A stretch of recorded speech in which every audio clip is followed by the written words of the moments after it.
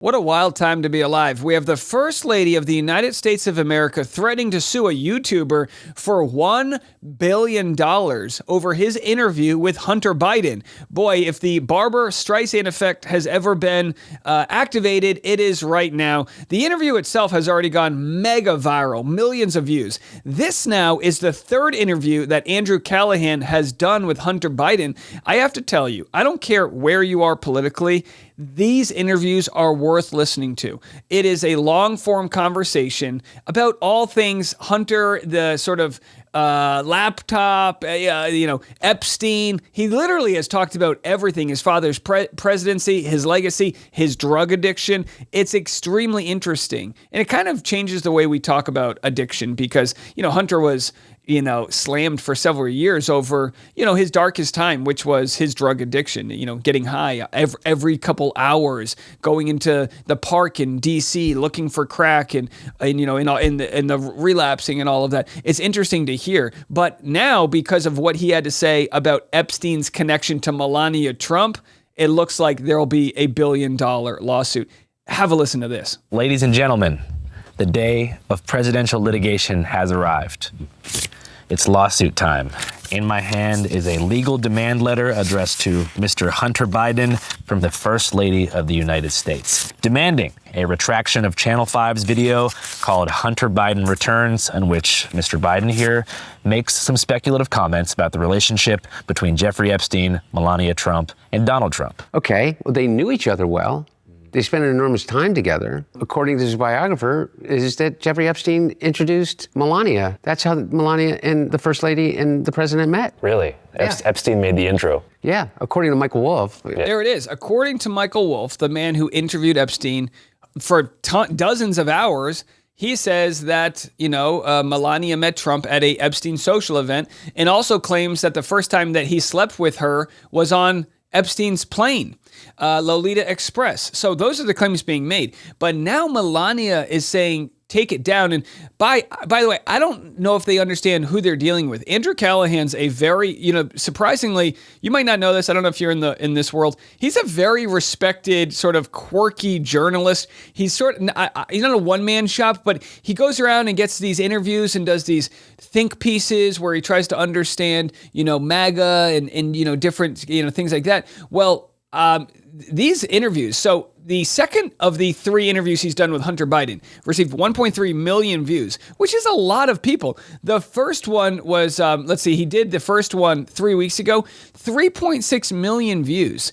So this guy, Andrew Callahan, he's making waves, and by threatening to sue him for $1 billion is just reopening up the conversation and reminding audiences that Melania Trump has a lot to do with Epstein. She was a model. She was in that world. I'm not saying she did anything nefarious, but we don't know. And the fact that she's taking what was said as defamation means she's going to get deposed, right? They're going to have the chance to do a deposition with her, possibly Donald Trump, if they follow through with this lawsuit. Now, it's a little crazy to be a YouTuber who I'm guessing is worth several $100,000 and now be threatened with $1 billion lawsuit, but it's comical. If I were them, I'd call her bluff.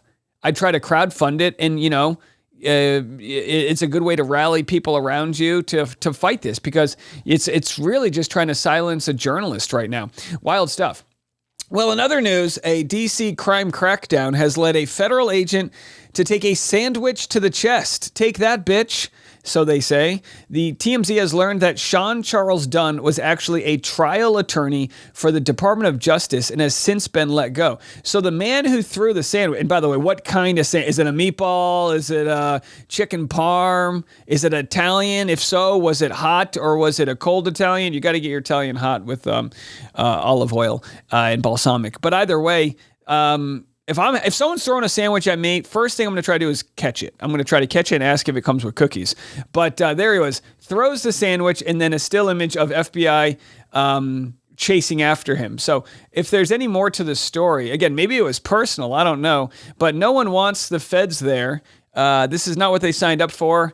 And yet they're not the only ones dealing with an audience that doesn't want them there. As JD Vance is now in the UK with his entourage, and it's leaving residents very annoyed. You can kind of understand when you descend on the idyllic region with a 19-car motorcade, you tend to put the locals offside. Most prominently of all, of course, Jeremy Clarkson was complaining he couldn't fly his drone to film his popular Clarkson's Farm TV program because of the no-fly zone in place because of the vice president's presence. Now, roadblocks and security checkpoints were set up throughout the Cotswolds for his visit, and that's where protesters have demonstrated, with some creative signs demanding he leave and some far less polite language as well. And in a way, he actually ended up heeding their advice to go away because he's now just arrived in Scotland, but he hasn't left before falling afoul of some local laws. Now, take a look at some of these photos.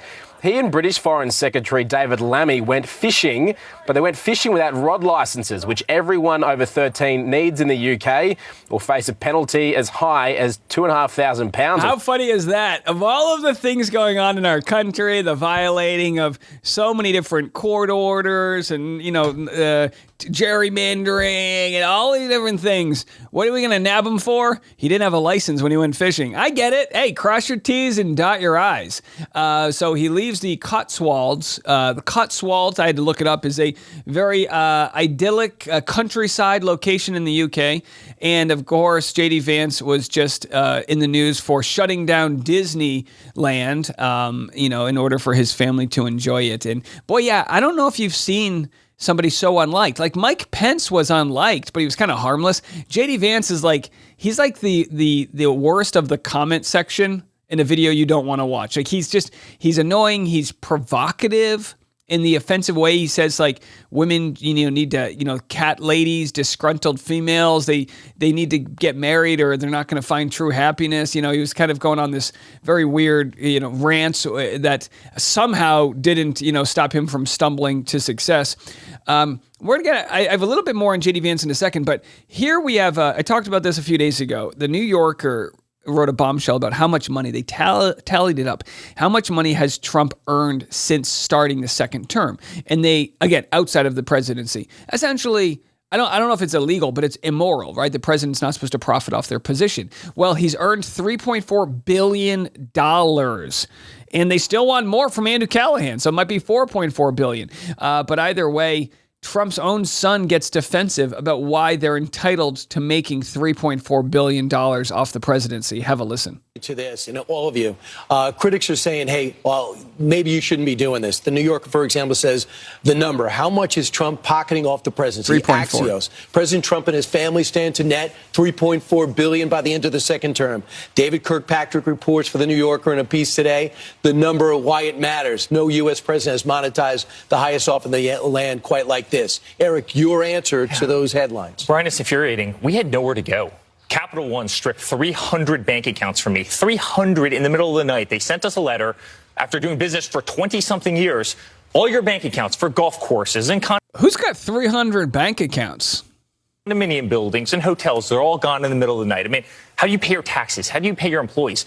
This happened across the board. It happened with J.P. Morgan Chase. It happened with Bank of America. It happened with First Republic. And this wasn't just happening to the Trumps, people with a lot of zeros on the end. This was happening to conservatives all over the country. All right. I don't have the specifics, although I look forward to somebody responding to if these bank accounts were stripped and why they were stripped.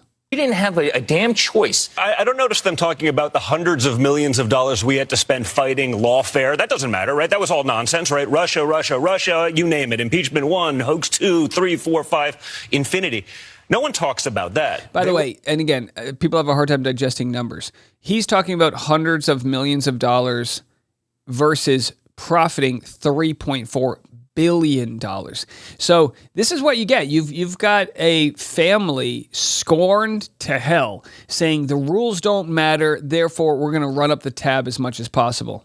They weaponized the entire full force of the United States government against our family. And unlike all the other people who'd served as a presidency before, basically since our founding fathers, Trump was the only guy that was actually a businessman before that. Are we supposed to stop running our businesses? Are we supposed to stop doing Well, the anything? idea was that there would be a blind trust, which means Trump has nothing to do with other people running the businesses. But that's absolutely not the case. We've got the Trump coin, Melania's coin. That alone made billions. And then you've got the merchandise sales, the hotels with all Trump's name, all these different things. So what are you supposed to do? Well, if you're going to serve the country, you disassociate from the things that you can profit off of. Why do you do that? Well, to keep foreign governments from funneling you money so that you treat them differently and give them carve-outs and this and that. So it's quite an easy answer. And yet the family, these smug sons of bitches who have never worked like a blue-collar day in their life, these elite rich New Yorkers have somehow convinced the rest of the middle America in the South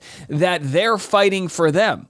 It is shocking to me how many poor, lower class or middle class people that might make $30,000 a year to low six figures a year think that this family gives two flying fucks about them. It's shocking to me. It's the greatest magic trick we've ever watched. This, sort of idea that they're the victims. Very bizarre. All right, I had a UFO story. I have no time to get to it, so we'll have to do this in the morning. Here's one last story I'll share. JD Vance getting booed. JD Vance, shame on you! And there's a truck going around with the fake JD Vance photo, the meme of him. It's all for this man who slags off our country in one breath and then wants to holiday here 6 months later. I think it's just hypocrisy. He slags off the country and then wants to holiday here. And then, how about this? None of your bloody business. The Secret Service were knocking on doors asking for social media from people. Told the Observer, we have had the police knocking on every door. They wanted the names of everybody living there and details of their social media. I know several people refused. Bloody right.